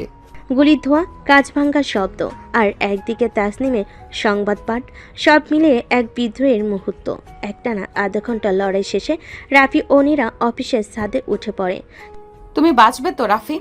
তোমার ঠোঁটের আগুনেই আমি যুদ্ধ করতে শিখেছি। তুমি পাশে থাকলে কেউ কিছু করতে পারবে না। সেই মুহূর্তে নীরা ও রাফি একে অপরকে জড়িয়ে ধরে। আগুন, ধোঁয়া, রক্ত, সবকিছুর মাঝেও ঠোঁটের মিলনে একটা প্রতিজ্ঞা জন্ম নেয়। এই প্রেম শুধু ভালোবাসা নয়, এই প্রেম প্রতিশোধের অস্ত্র। আজ রাতটা তুমি আমার হয়ে থাকো, কারণ কাল থেকে তুমি দেশের হয়ে লড়বে। তোমার শরীরের প্রতিটি চিহ্ন আমার শপথ। যে শত্রু তোমায় ছোঁয়ার চেষ্টা করবে আমি তাকে ছিঁড়ে ফেলবো। সকাল 8টা। মাহির চৌধুরীর গুলশানের প্রসাদ সম বাড়ির ড্রয়িং রুমে বিশাল টিভি স্ক্রিনে চলতে তাসনিমের লাইভ ভিডিও। চোখের সামনে ভেঙে যাচ্ছে তার গড়া রাজ্য। এই মেয়ে, এই রাফি, ওদের গুলি করে কুকুরের মতো ফেলে দাও রাস্তায়। বস, আমরা খুঁজে পেয়েছি। রাফি নীরা এখনো এই শহরের ভেতরে আছে, কিন্তু মিডিয়া এখন তাদের হিরো বানিয়ে ফেলেছে। তাহলে তাদের মৃত্যু হবে আরও ভয়ঙ্কর। রাস্তায় টাঙিয়ে রাখো লাশ, যাতে কেউ সাহস না করে মুখ খুলতে। ঠিক তখনই মাহির পিছনে ঘরে এসে কানে কানে কিছু বলে। খবরটা শুনি মাহিরের মুখ ফ্যাকাশে। তাসনিম এখনো বেঁচে আছে? না, শুধু বেঁচে না বস, সে বলেছে পরবর্তী লাইভে ভিডিও ফুটেজ দেখাবে, শিশুর লাশের ছবি। তাহলে শুরু হোক গেম অফ ব্লাড। শহরের এক পুরনো সিনেমা হলের নিচে গোপনে সেফ হাউসে আশ্রয় নিয়েছে রাফি ও নীরা। বাইরে পুলিশের ভ্যান, সাংবাদিকদের ক্যামেরা আর আত্মঘাতীদের গুলির শব্দ। সব থেকেও তাদের সেই ঘরে এক অদ্ভুত নিস্তব্ধতা। আমরা হয়তো কাল সকালে বেঁচে থাকবো না, আজ রাতে শুধু আমার হয়ে থাকো। তুমি যদি শেষ রাত চাও তাহলে আমি দেব আমার সমস্তটুকু দিয়ে। তপ্ত নিঃশ্বাসে, ঠোঁটে মৃদু স্পর্শে, গলা কাছে ঝরে পড়া চুম্বনে সেই ঘর জেগে ওঠে প্রেমের অগ্নিশিখা। তাদের ভালোবাসা কোনো কোমল আবেগ নয়, যেন যুদ্ধের আগে শরীরে লেখা একটা প্রতিজ্ঞা। তোমার বুকের শব্দ শুনেই মনে হয় আমি অমর। আমার শরীরে তোমার দাগ থাকুক, যাতে মৃত্যুর পরেও প্রমাণ থাকে আমি এক যুদ্ধবাজ প্রেমিকের নারী ছিলাম। তোমার ত্বকে আজ শুধু ভালোবাসা নয়, ছুঁয়ে দেব প্রতিশোধের আগুনও। সে রাতে শরীর আর হৃদয়ের মিশলে জন্ম নেয় এক অভিশপ্ত প্রেম, যার শেষ হবে না রক্তের বিনিময়ে। রাত 3:30। সাংবাদিক তাসনিম ভিডিও ফুটেজ সম্পাদনা তৈরি করছেন সবচেয়ে ভয়ঙ্কর প্রতিবেদন, শিশু আরমানের মৃত্যুর আসল প্রমাণ। ঠিক তখনই বিস্ফোরণ। স্টুডিওর পিছনে দরজা উড়ে যায় প্রমাণ আঘাতে। আগুন ছড়িয়ে পড়ে পুরো অফিসে। তোমরা আগুনে সত্যি পড়াতে চাও? তাহলে জেনে রাখো, আমি আগুনে জন্মানো এক সৈনিক। তাসনিমের চোখের সামনে সমস্ত সার্ভার ধ্বংস হয়ে যায়, কিন্তু ঠিক আগে সে এক কপি ভিডিও পেন ড্রাইভে সেভ করে দেয় এবং ফোন করে রাফিকে। আমাদের হাতে দিচ্ছি এই যুদ্ধের শেষ তীর। পেন ড্রাইভটা পৌঁছে দাও মিডিয়ার কেন্দ্রে আর বাঁচাও ইতিহাস। সকাল 6টা। শহর তখনও ঘুম জড়ানো, কিন্তু রাফিও নীরার চোখে ঘুম নেই, শুধু আগুন। তাসনিমের দেওয়া পেন ড্রাইভটা হাতে নিয়ে তারা রওনা দেয় জাতীয় টেলিভিশন ভবনের দিকে। রাস্তায় ওরা যে কোনো সময় থামাবে। এই পেনড্রাইভে মাহিরের কবর লেখা আছে। আমাদের গতি কমালে মরবো, বাড়ালে ও মরবে। তুমি বলো কার মৃত্যু আগে দরকার? আমার মনে হয় ওর মৃত্যুটা আমি দেখতে চাই সামনে দাঁড়িয়ে। তারা চলতে থাকে মোটর বাইকে শহরের অলিগলি পেরিয়ে হৃদয়ের স্পন্দনকে সময়ের সঙ্গে মেলাতে মেলাতে। সকাল 7টা। জাতীয় টেলিভিশন ভবন ঘিরে রেখেছে মাহিরের লোকজন। কালো পাঞ্জাবি পরে কামিল দাঁড়িয়ে আছে সামনে, হাতে একটা M16 রাইফেল। যদি বীরও হও সামনে এসো, যদি প্রেমিক হও মরো। প্রেমিকরাই শেষ পর্যন্ত বীর হয়। নীরা কভার দিচ্ছে। রাফি ডানে পাশে লাফ দিয়ে ঢুকে যায় বিল্ডিংয়ের ভেতরে। গুলির শব্দে কেঁপে ওঠে দেওয়ালগুলো। রাফি দৌড়াও, কন্ট্রোল রুম সোজা সামনের করিডোরে। রাফি দৌড়ায়, পিছন থেকে কামিলের গুলি তার কাজ ছুঁয়ে যায়। রক্ত ঝরে, কিন্তু সে পড়ে না। সকাল 7:10। রাফি কন্ট্রোল রুমে ঢুকে পড়ে। অফিসাররা প্রথমে থমকে যায়, তারপর ভিডিও দেখে বোঝে এই ছেলে সত্যিকারের নায়ক। সারা দেশের মানুষ চোখ মেলো, এই ভিডিওতে যে শিশুটার রক্ত সেটা তোমার ভবিষ্যৎ। এই লাশের পেছনে যে মুখটা দেখছো সে মাহির চৌধুরী। স্ক্রিনে ভেসে ওঠে শিশুর মৃতদেহ, হাসপাতাল চেম্বারে মাহিরের পয়সা ছুঁড়ে দেওয়া আর মাফিয়াদের চাল। আমার নাম রাফি, আমি একজন গরিব ছেলের প্রেমিক। আমি বিদ্রোহ করেছি ভালোবাসা দিয়ে। এখন যদি মরিও তবু মাথা উঁচু করে মরবো। তুমি মরবে না, কারণ তুমি এখন জনগণের রক্ত। দেশের মানুষ ফুঁসে ওঠে। সোশ্যাল মিডিয়া ছেয়ে যায় সেই লাইভ ভিডিও দিয়ে। মাহির চৌধুরীর নাম এখন ঘৃণার প্রতীক। বাংলোর ছাদে তখন টুপটাপ বৃষ্টি। নীরা ও রাফি এক চাদর জড়িয়ে বসে আছে। নীরবতা আর উত্তাপ তাদের চারপাশে ঘুরছে। তোমার শরীরটা কেন জানি বৃষ্টির ছোঁয়ার মতো ঠান্ডা না, বরং আগুন। তুমি নিজেই তো আগুন, আমি তো শুধু পুরি তোমার স্পর্শে আর তোমার ওই মায়াবী চোখে। তুমি কি এখনো আমাকে শুধু শরীর দিয়ে চাও? আমি তোমার প্রতিটা নিঃশ্বাস চাই, যেটা ঠোঁট ছুঁয়ে বের হয়, যেটা বুক কাঁপিয়ে তোলে। নীরা ধীরে ধীরে মুখটা রাফির বুকে গুজে দেয়। তার আঙ্গুল রাফির পেটের উপর নাচে। একটানা বৃষ্টির আওয়াজ যেন তাদের শরীরের ভিতরে সুর ছুঁয়ে যায়। তোমার এই ছোঁয়া আমি চাই, যেন থেমে না যায় কোনোদিন। তোমাকে ছুঁয়ে আমি বেঁচে আছি। সেই রাতে নীরা আর রাফি বাংলোর বেডরুমে। হালকা আলো, পাতলা সিল্কের গাউন পরে নীরা বিছানায় ধারে বসে। রাফির চোখে তখন তীব্র আগুন। তোমার এই চুলের গন্ধ আমাকে পাগল করে তোলে। তুমি ছাড়া আমি আমার শরীরটাই চিনতে পারি না। রাফি গাউন সরিয়ে তার কাঁধে ঠোঁট রাখে। নীরার দেহ শিউরে ওঠে। নীরার শ্বাস প্রশ্বাস বেড়ে যাচ্ছে। রাফির ভালোবাসা পাওয়ার জন্য পাগল হয়ে যাচ্ছে। আর একটু নিচে নামো, সেখানে আমার নিঃশ্বাস আটকে যায়। তোমার ত্বক এত কোমল কেন? আমি তো প্রতিবার ভাঙি তোমায় ছুঁয়ে। এক একটা চুমু, এক একটা স্পর্শ যেন বিদ্যুৎ। বিছানা ধীরে ধীরে ভিজে ওঠে ঘামার আবেগে। পরের দিন সকালে নীরা আয়নার সামনে, গলায় এখনো রাফির চুমু দেখ। সে হেসে উঠে বলে, তুমি আমাকে দাগে দাগে চেনাও। এই দাগ শুধু ভালোবাসার না, আমার মালিকানার চিহ্ন। এমন সময় বাইরের দরজায় একটা খাম পড়ে। নীরা কুড়িয়ে নিয়ে খুলে পড়ে। রাফি, এটা মাহির পাঠিয়েছে। খামে লেখা, আজ রাতেই সব শেষ হবে। নীরা তোমার নয় রাফি, তুমি বাঁচাতে চাও? একা এসো পাটুলি ব্রিজে। রাত তখন 11টা। রাফি একা পটুলা ব্রিজের দিকে রওনা হয়েছে। চারিদিকে ঝাঁকে ঝাঁকে কুয়াশা। গাড়ির স্টিয়ারিং চেপে ধরে সে নিজেই ফিসফিস করে বলছে, নীরা, তোকে ছোঁয়ার আগে যদি মাহির হাত তোর গায়ে পড়ে, আমি পুরো শহর জ্বালিয়ে দেব। তার ফোনে নীরার মেসেজ আসে, ওর ফাঁদে পা দিও না রাফি, প্লিজ রাফি, আমি বাঁচতে চাই তোমার জন্য, মরতে না। তুই মরবি না নীরা, মরবে সে যে তোকে ছুঁতে চেয়েছে। পুলা ব্রিজের নিচে অন্ধকার ঘেরা গোডাউন। নীরা হাত বাঁধা অবস্থায় পড়ে আছে, চোখে পলক নেই। তোর সেই হিরো আজ আসবেই, আরও ও এলেই তোর প্রেমের কাহিনী এখানেই শেষ। তুমি রাফিকে চেনো না, সে এলে শুধু আমাকে নিয়ে যাবে না, তোমার প্রাণও নিয়ে যাবে। সেই মুহূর্তে গুদামে দরজায় লাথি মেরে ঢুকে পড়ে রাফি। চোখে আগুন, হাতে লোহার রড। নীরা যদি এক ফোঁটা কাঁদে, আমি তোমার মাথা ছিন্ন করে ফেলবো মাহির। আয় না তাহলে প্রেমিক। শুরু হয় রক্তক্ষয়ী লড়াই। মাহির 4-5 জন গুন্ডা নিয়ে আসে, কিন্তু রাফি পেছনে তাকায় না। একটা ঘুষি, একটা কিক, এক এক করে পড়ে যায় সবাই। রাফি পেছনে দেখো, মাহির পিস্তল বের করেছে। রাফি ঝাঁপিয়ে পড়ে, মাহির হাত থেকে পিস্তল ছিটকে পড়ে যায়, কিন্তু তার হাতে একটা ছুরি, আর সেটাই নীরার গলার কাছে। 1 ইঞ্চি এগোলেই নীরার গলায় ছুরি চালিয়ে দেব। আমার প্রাণ নিয়ে যা, কিন্তু ওকে ছেড়ে দে। হঠাৎ নীরা নিজের কনুই দিয়ে মাহির গায়ে আঘাত করে। রাফি সেই সুযোগে ছুরি কেড়ে নেয় আর মাহির হাতে ছুরি বসিয়ে দেয়। তুমি শয়তান। না, আমি প্রেমিক, আর প্রেমিক যখন শয়তান হয় তখন সে সব শেষ করে দেয়। আর মাহির হাতে ছুরি বসিয়ে দেয়। রক্তে ভেজা জামা, ক্লান্ত দেহ, তবুও চোখে ভালোবাসার দীপ্তি নিয়ে রাফিয়া নীরা একটা পুরনো গ্যারেজে গিয়ে লুকায়।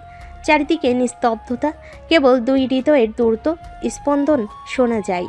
তোমার গায়ে এত রক্ত, ব্যথা লাগছে না? তুই পাশে আছিস, ব্যথার চেয়ে ভালোবাসা বেশি টের পাচ্ছি।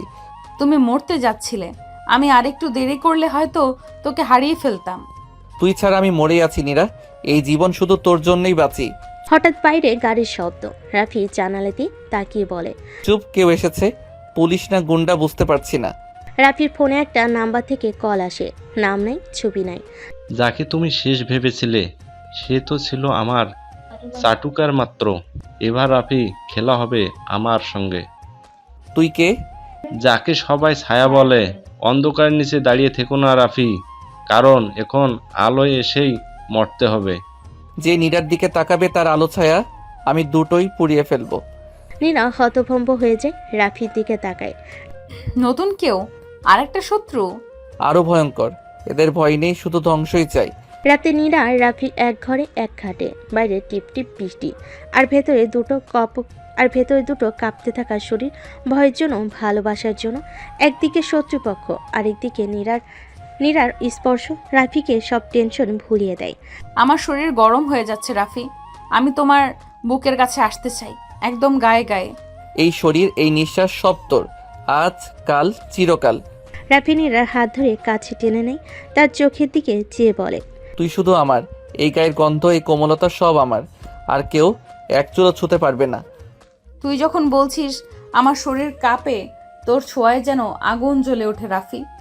বৃষ্টির শব্দে মিলিয়ে যায় দুজনের গভীর শ্বাস। গলা নিচে নামে ঠোঁট, আর বুকের ভেতর জেগে ওঠে ভালোবাসার দাবানল। সকালবেলা আশ্রয়কেন্দ্রের দরজা নিচে একটা চিঠি পড়ে থাকতে দেখা গেল। রাফি সেটা তুলে নিতেই তার মুখ শক্ত হয়ে গেল। কার চিঠি? তোর শরীরের প্রতিটা ক্ষত আমি জানি, তোর ভালোবাসার প্রতিটা স্পর্শ আমি দেখেছি। এবার সময় হয়েছে, তুই নিজেই বুঝবি ভালোবাসা দিয়ে সবকিছু জেতা যায় না। দেখা হবে রাতে, যেখানে তোর ছোঁয়া তোকে ফাঁসাবে। কে এটা? রাফি, এটা কি কোনো গুন্ডা না পুলিশের কেউ? না, এটা নতুন কেউ, আর সে আমাদের একদম কাছ থেকে দেখছে। একাই বেরিয়ে পড়ে চিঠিতে দেওয়া ঠিকানার দিকে। একটা পরিত্যক্ত স্কুল বিল্ডিং, ভেতরটা অন্ধকার ছায়ে ভরা। বের হয়ে আয়। আমার মেয়েটার দিকে চোখ তুলে তাকানোর সাহস তোর কিভাবে হলো? তুই তাকে রক্ষা করতে চাস? তোকে আগেই নিজেকে প্রমাণ করতে হবে রাফি। ভালোবাসা দিয়ে গ্যাংস্টার হওয়া যায় না, খুন ছাড়া কিছুই প্রমাণ হয় না এই অন্ধকারে। আমি তোর মুখ দেখতে চাই। তোর ছায়াই তো আমার মুখ রাফি। তোর এই পুরানো ভুল, তোর বিশ্বাসঘাতকতা, তোর নিজের অতীত, আমি সেই ছায়া যা তোর চোখে এড়িয়েছিল এতদিন। রাফি ফিরে আসে রাতের বেলা। সে ক্লান্ত, আহত। নীরা তাকে দেখে ছুটে যায়। তোমার চোখে ভয় কেন রাফি? আমি ভয় পাই না, তোমার সাথে থাকলে মৃত্যুও জয় করে নিতে পারি। রাফি নীরার হাত ধরে কাছে টেনে নেয়। ক্লান্ত হয়ে নীরার ওপর শরীর হেলিয়ে দিয়ে বলে, তুই শুধু সাহসী না নীরা, তুই আমার অস্ত্র। তুই ছাড়া আমি মরুভূমির মতো শুষ্ক। তুমি যখন আমার গায়ের কাছে আসো, আমাকে আদর করো, তখন আমার শরীর গলে যায়। তোমার কণ্ঠ শুনলেই আমার শরীরে আগুন লাগে। এই ঠোঁট শুধু তোমার, এই শরীর শুধু তোমার, আমার সব কিছুই তোমার। যদি কখনো তোমার এক ফোঁটা অশ্রু ঝরে, আমি পুরো শহর জ্বালিয়ে দিব। ওরা একে অপরের গায়ে জড়িয়ে পড়ে। নিঃশ্বাসে মিশে যায় ভয় আর ভালোবাসা। রাফির বুকের মাঝে মুখ গুজে নীরা বলে, রাত্রি যতই অন্ধকার হোক, তুই আমার পাশে থাকলেই আমি জ্বলে উঠব।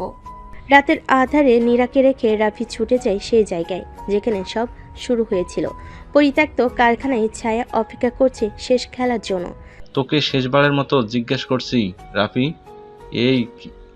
তুই কিভাবে ভাবলি যে ভালোবাসা দিয়ে এই অন্ধকার জগৎ বদলাবে? তুই যেই হও, আমার ভালোবাসা তোর গুলির চেয়েও শক্তিশালী। আজ আমি শুধু তোর মুখটা দেখব। ছায়া মুখোশ খুলে ফেলে।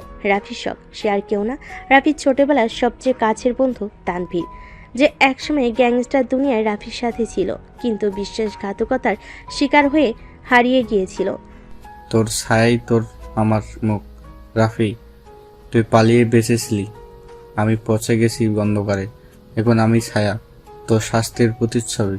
তুই যদি সত্যি আমার বন্ধু হতিস তাহলে জানতিস আমি কার জন্য বেঁচে আছি নীরা। হঠাৎ ছাদের ধ্বংসস্তূপ থেকে পড়ে যায় নীরা। সে গোপনে রাফির পিছু নিয়েছিল। গুলি চালায় তানভীর। রাফি ঝাঁপিয়ে পড়ে নীরার সামনে। গুলির শব্দ। নীরা, আমি তোমার জন্য শেষ নিঃশ্বাস পর্যন্ত লড়ব। তুমি মরতে পারো না। তোমার তোমার ঠোঁট, তোমার গলা, তোমার শরীর সব আমি ছুঁয়ে রাখবো প্রতিটা নিঃশ্বাসে। রাফি শেষ শক্তি দিয়ে তানভীরকে পরাস্ত করে। তানভীর রক্তাক্ত অবস্থায় হেসে ওঠে। তুই জিতলি, কিন্তু অন্ধকার কখনো মরবে না। সবকিছু জয় করে রাফি আস্তে আস্তে সুস্থ হয়ে ওঠে। কয়েক সপ্তাহ কেটে গেছে। শহরের সব কোলাহল থেকে দূরে, সব দুঃস্বপ্নের শেষ রেখার উপরে গ্রামীণ এক নির্জন বাড়ি। চারদিকে খোলা মাঠ, বাতাসে ভেসে আসছে শুকনো ঘাসের গন্ধ।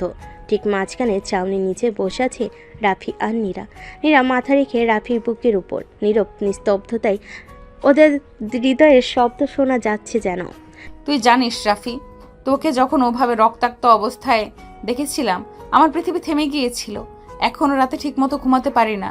তোকে হারানোর ভয়টা আজও বুকের ভেতর আঁচড় কাটে। আমি তোর বুকের গন্ধে আবার বাঁচতে শিখেছি নীরা।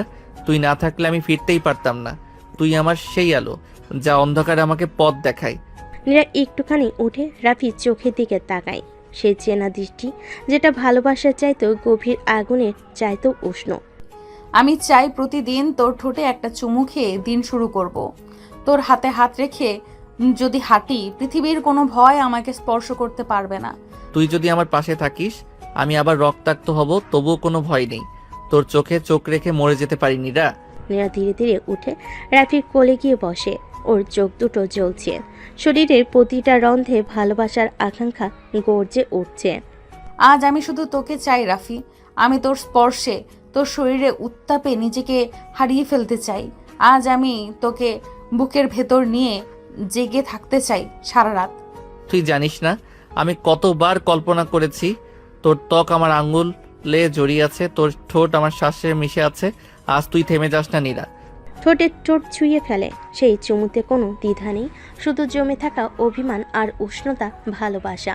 নীরার আঙ্গুলে জড়িয়ে পড়ে রাফির চুল। রাফির ঠোঁট খুঁজে নেয় নীরার গলায় ধরনিয়ে। নিস্তব্ধ গুঞ্জনে চারপাশ ভরে ওঠে। রাফির হাত নীরার পিঠে, কোমরে উষ্ণ হয়ে ওঠে ওদের নিঃশ্বাস। নীরা চোখ বন্ধ করে ফিসফিস করে, তুই আজ শুধু আমার। এই শরীর, এই মন সব তোর কাছে উজাড় করে দিতে চাই রাফি। তোর প্রতিটা নিঃশ্বাস, প্রতিটা কাঁপুনি আমি অনুভব করতে চাই। আজ তুই আমার শরীরে ছাপ রেখে যা, যাতে প্রতিবার চোখ বন্ধ করলেই তোকে অনুভব করি। খোলা মাঠে ঝিঝি পোকার ডাক, সন্ধ্যার আলোয় শেষ রেশ। নীরা আর রাফি যেন সময়ের ঊর্ধ্বে ভেসে যাচ্ছে। ওদের শরীর একে অপরের মধ্যে গলে যাচ্ছে ভালোবাসার গভীর আবেশে, এক অতল আকর্ষণে। সব কিছু জয় করে ভালোবাসার এই পর্যায়ে এসে পৌঁছানো এত সহজ ছিল না। জয় করার পর ভালোবাসা আরও গভীর হয়ে উঠেছে। এই রাতটা শুধু ওদের। এই ভালোবাসা থেমে যায় না, শুধু আরেকটা অধ্যায় শুরু হয়, যেটা শরীরের গন্ধে, হৃদয়ের স্পন্দনে চিরকাল বেঁচে থাকে। ভালোবাসার অত ভালোবাসা হলে কোনো বাধাই বাধা না, ধনী গরিব কিছু যায় আসে না। আর রাফি নীরা এটাই প্রমাণ দিয়েছে।